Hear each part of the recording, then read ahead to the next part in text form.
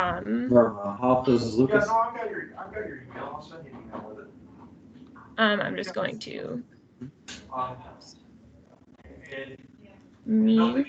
Okay. All right, so we are recording now, and this webinar will be posted to the same page where the RFP is posted after the meeting. Additionally, if after the webinar you have additional questions about the application process, you can email Emily, who's on the call today, Emily Finnell, or myself, and we will compile all those questions and answers into an FAQ document and post that. Our contact information is in the RFP if you need that. So, all right, on to the project.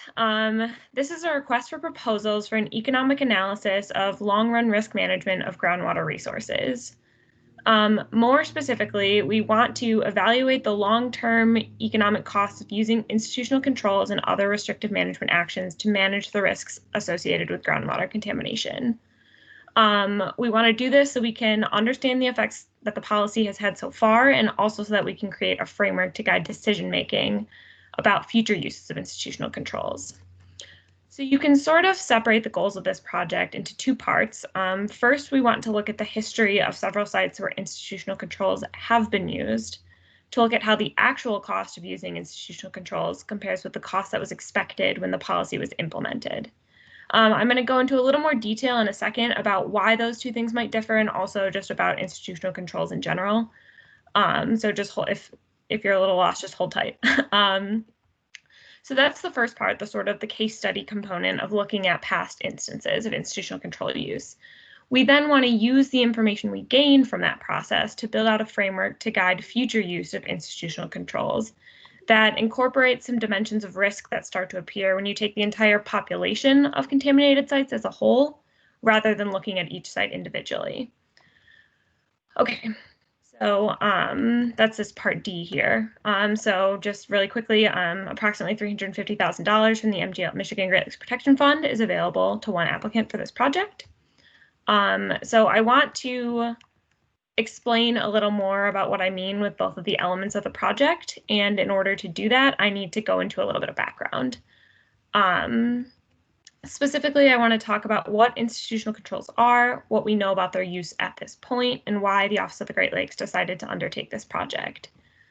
So institutional controls and other restrictive management actions, and just a small note, I'm probably just going to say institutional controls from now on, but that's purely for convenience. We're interested in the entire category of restrictive management actions, of which institutional controls are a part. So institutional controls are a method of groundwater contamination management allowed under Part 201, Part 213, and I believe Part 111 of the Natural Resources and Environmental Protection Act, but someone else can correct me if I got that last part wrong. So institutional controls are a method that allow groundwater contamination to be left in the ground so long as human and environmental exposure pathways are controlled. What this means in practice is essentially that some aquifers are removed from use basically in perpetuity. So that is the first reason that the Office of the Great Lakes got involved in this space, and the reason we wanted to do this project. The Office of the Great Lakes was instrumental in creating the Michigan Water Strategy, which was a 30-year roadmap for water, roadmap for the use of Michigan's water resources. And so that was based on a number of conversations with many conversations with citizens around the state, during which people overwhelmingly stated how highly they value water, how important water is to their lives and their livelihoods, and how important it is to continue managing it wisely and sustainably. So the Interdepartmental Water Team is a group that was formed to guide the implementation of the water strategy. And at one of their meetings, one of the issues that they raised was that there seemed to be a disconnect between the statements in the water strategy about the value of water and how important wise and sustainable management are, and this policy of essentially removing aquifers from use in perpetuity. There seemed to be a little bit of a disconnect. And so the Office of the Great Lakes thought this was something that needed to be explored further. And ultimately, after several years of conversations, well, After several conversations about how best to address that problem, we determined that more information was needed, which is where this project comes in. So that was the first reason that the OGL wanted to get involved in this space and put this project out. The second reason is that over the past few decades that this policy has been in place, institutional controls have been implemented at more than 2,000 sites across the state. But we have very little information about what the effect of the policy has been. As you see here, this in Table 1, you see some of the potential economic costs that can arise from leaving contamination in place. And in some cases, these unexpected complications have occurred because the contamination was left in place. And the cost of addressing the complications significantly altered the benefit structure of institutional controls as a management strategy compared to other strategies. What I mean by that is when you look at different strategies up front when you're first deciding how to manage groundwater contamination, institutional controls are often the management strategy with the lowest upfront cost, which creates a short-term incentive to select them. But we don't really know what the long-term costs have been. So we don't know if that short-term cost is reflected in reality. And we do think that's important information to have as we consider how best to manage water resources going forward. So that's really a big part of, that's really the second reason we wanted to put this project out here, was to put more information into the hands of natural resource managers. That's really the goal of the Michigan Great Lakes Protection Fund, is to support scientific research to assist with the goal of managing water resources. So we want to be able to provide a more complete picture of the implications of using institutional controls at each site going forward. So that's the background about why we put this project out here. So going back up to the beginning to the goals of the project, the way we want to address this, the approach for addressing this is sort of a looking back and looking forward method. So in the looking back side of things, we want to identify a series of case study sites where institutional controls have been used already to manage risks associated with groundwater contamination, and to determine what the actual cost of using those institutional controls has been compared to what was expected at the time they were selected and compared to the cost of other management options. So once we sort of establish that, we want to incorporate the full set of economic costs associated with those sites. So that might be contamination migrates, and houses that were using groundwater now have to be hooked up to city water. That could be, issues related to vapor intrusion or venting to surface water that we didn't anticipate in the original cost calculation, but have since caused significant additional management actions, a need for those. So we do want to also try and extrapolate from the case studies what the full cost has been of using institutional controls for the past 20 to 30 years that they've been a common management action. So then based on that information, we want to develop a framework to help determine when institutional controls are the best management option. So we're looking to base that around sort of 3 levels of risk, or at least we're looking to incorporate 3 levels of risk. And that would be sort of the individual risk, so the chance and the cost of complications that may occur at a particular site. Cumulative risk, so how is the risk in the entire water system affected by choosing to write off, so to speak, the next aquifer, especially if some of them are located close to each other. Whereas, we may be looking more specifically on a case-by-case basis, what's the individual risk, but how do we aggregate that up as more and more sites become managed in this way? And then the last element is sort of a temporal risk. So how does all of this change as demographic patterns, weather patterns, and water use patterns in the state change? So that's sort of the meat of what the project is. I want to take a minute here if there are any questions on all of that. before I go into more of the deliverables and logistics and evaluation criteria. You can either type in the chat or unmute yourself if you'd prefer. You talk about other management options other than what we're looking at today, and I'm wondering if you would give an example other than institutional controls, the management actions you referenced. Yeah, so we're looking at institutional controls today, which allow contamination to be left in the ground as long as exposure is limited or eliminated. Other options might be like pump and treat, removing the contamination physically from the environment, those sorts of things. So basically remediation. Yes. Thank you.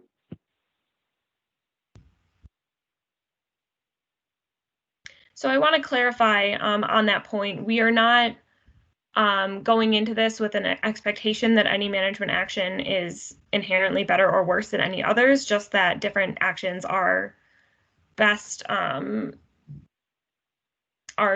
sort of the best response to different situations. And we want more information with which to align those actions with the particular sites.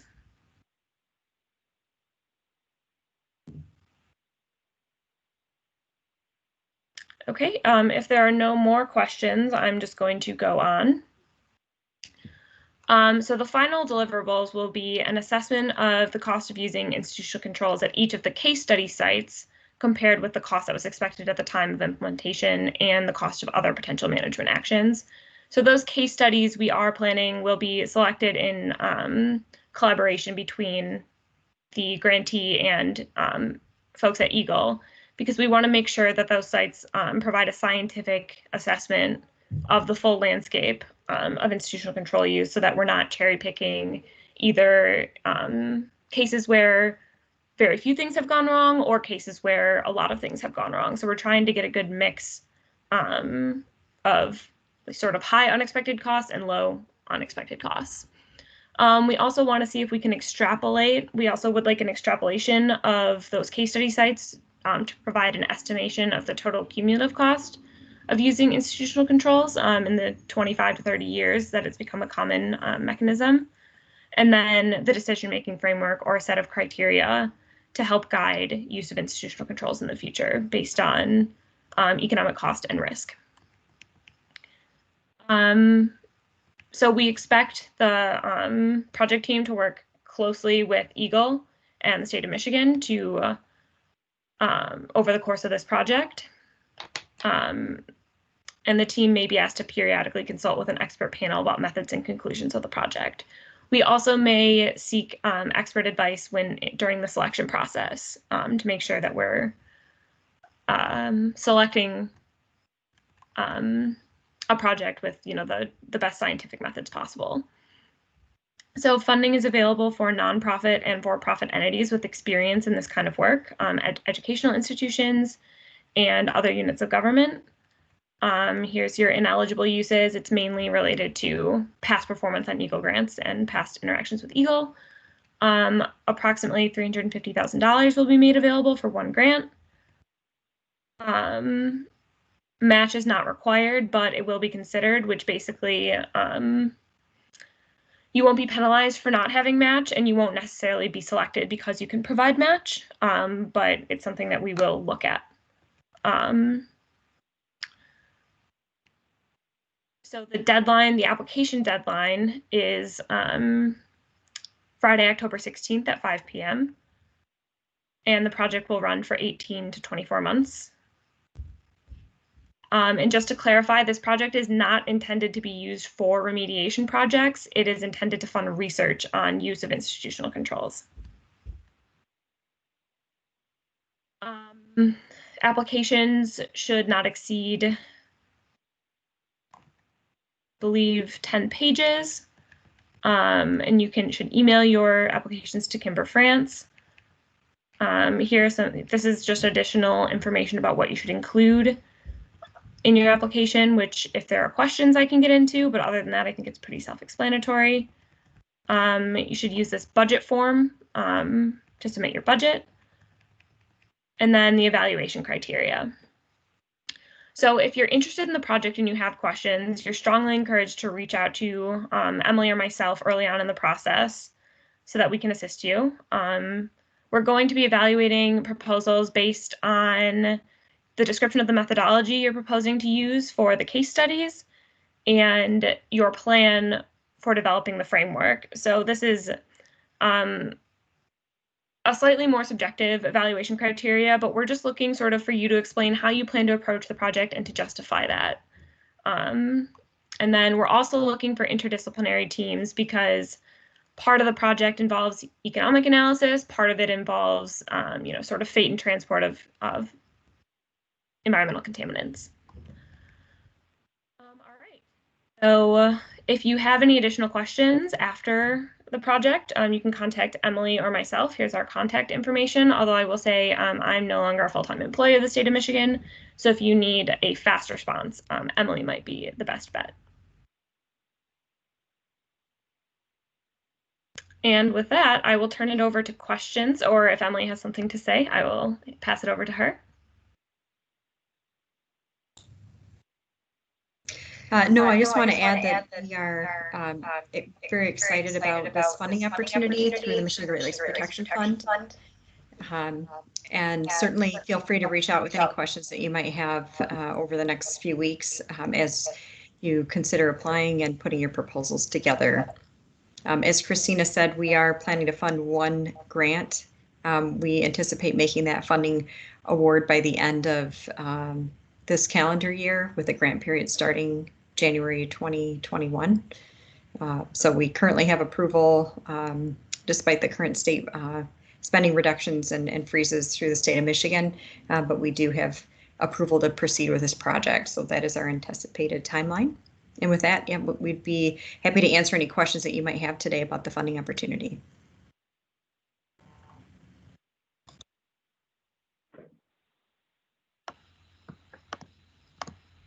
So thanks, Emily. This is Mark Coscarelli with Public Sector Consultants. I had emailed in a question. Will we be going through those on today's call, or should we ask those now? Mark, if you want to go ahead and ask your question now, that would be perfectly fine. I see we do have another question in the chat too, Christina. So Mark, if you want to start, and then we'll go to Jared. Sure. So one of the key aspects of this seems as though it will require the participation of industry, those that have deployed these institutional controls. And I wonder, has OGL or Eagle had any conversations with those folks in industry that would be willing to supply the data, which in some respects or some cases may be proprietary. And so really a key to the success of this will get into the real hard numbers. And then also, you mentioned a number of sites that have used these will be looked at. And I wonder if you've given any, have you already started those conversations with the owners of those sites that you plan on including this, or is that all going to be put on, the applicants and eventual contractor for this work? So we haven't begun to identify case sites yet, because we do want to make sure that there's that selection is unbiased. So it's not going to be entirely Eagle selecting those sites, and we don't want to reach out before we know what the sites are going to be.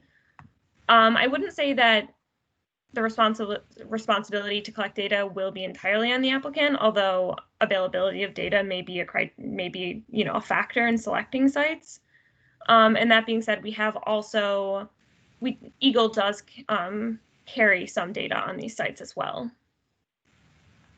I would just add also that the development of this funding opportunity and the discussions that have been ongoing over the last several years within Eagle and Department of Health and Human Services has been conducted by an interagency work group. So there's been representation, and we expect to use this advisory group to provide support to this project and participate in the actual case study selection. So I think there's a lot of depth of knowledge within our team across our multiple divisions and agencies on data availability. But Mark, you bring up a really important point in that I guess to one of your questions, we haven't had any ongoing conversations with industry specifically about sites because, as Christina said, we haven't done any site selection. That'll be collaboratively done with the grantee.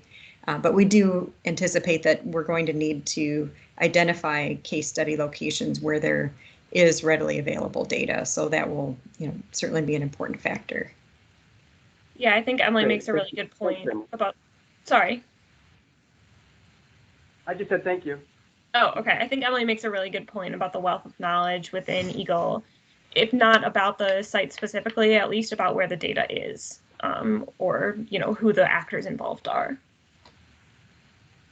Okay. Christina, do you want to read the question from Jared? Yep, I can do that. So that. Jared asked a sort of related question: what kind of records are available to work for the case studies? How is access to records achieved? And are records primarily historical consultant reports, either paper or PDF? So there's a chance I'm going to try and answer that question as fully as I can. There's a chance I might need to get back to you on that after I've been able to verify with our colleagues in other departments. But so you're definitely going to have access to the publicly available data within Eagle. So that's through things like the ERNI database, where the Remediation and Redevelopment Division keeps track of remediation sites. I am not entirely sure what form all of those records are in. I would imagine there's some mixture involved. In terms of getting access to data, potentially proprietary data held by others, I can't speak to that with certainty right now, but we will provide as much support as we can to help you get access to that data. Let me know if that answers your question. And I wouldn't be surprised, Christina, if applicants would have to use the FOIA process to get access to some records as well. Dan, do you want to identify yourself for others on the team? Oh, sorry, this is Dan Rockefeller. I'm part of the interagency team that Christina alluded to earlier. And I've been working with the group and trying to, identify what would be a meaningful project and some of the discussions as we shaped this up. So we do want to see Eagle people involved in some of the case studies, and we'll try to get the data. But as Emily indicated, we want to have a defensible way of picking these case studies so that they're representative of what's out there. Some information is available in some databases, but we may have to use the FOIA process as well. Thanks, Dan.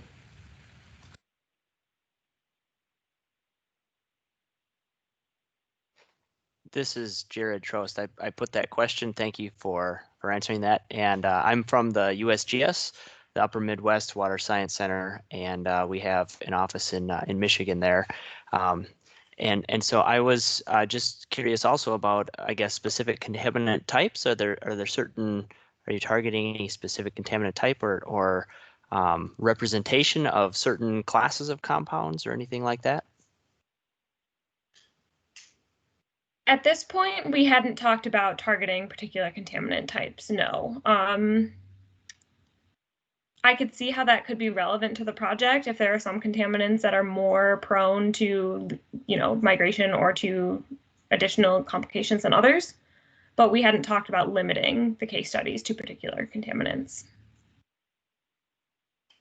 Okay, thanks.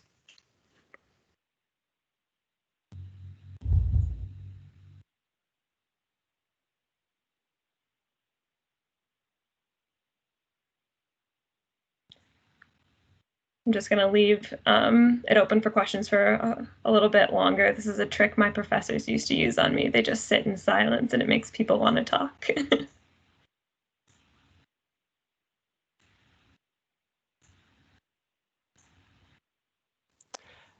This is Jared. I'll ask another question, but part of this is a bigger picture, looking at multiple sites. So the case study is getting detailed records at one specific site, but part of this is a more full picture of sites across the state.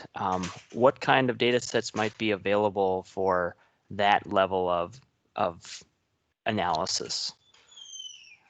Yeah, so we're actually looking for the project to include a number of case studies, and we would, to some extent, look to the grantee. We want it to be representative. We want to be able to draw conclusions based on the number, but we also want to look to the grantee a little bit to determine what's a feasible number. I think. In terms of data sets, again, Dan may be able to speak to this a little bit more than I can, but I don't want to put him on the spot. I know what I know of are the Eagle databases, and we would certainly encourage outreach to any federal partners who may have data as well. I guess I would jump in here. We have a map image viewer, or I'm sorry, environmental mapper, which outlines all of the institutional controls and RCs that we're aware of. It's an online resource. And so that may be a starting point, at least to identify where ICs are in place at sites of environmental contamination across the state.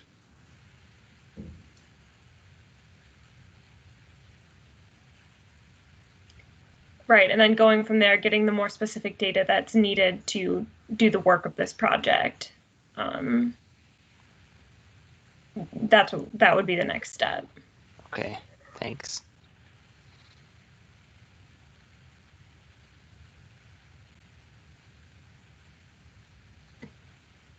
All right, if there are no other questions, I suppose we can end this early. And again, please feel free to email any additional questions to myself and Emily, and especially if there are any questions that were asked today that you feel you need more information on, we can reach out to our other colleagues in Eagle and the Department of Health and Human Services for additional information. All right, thank you all.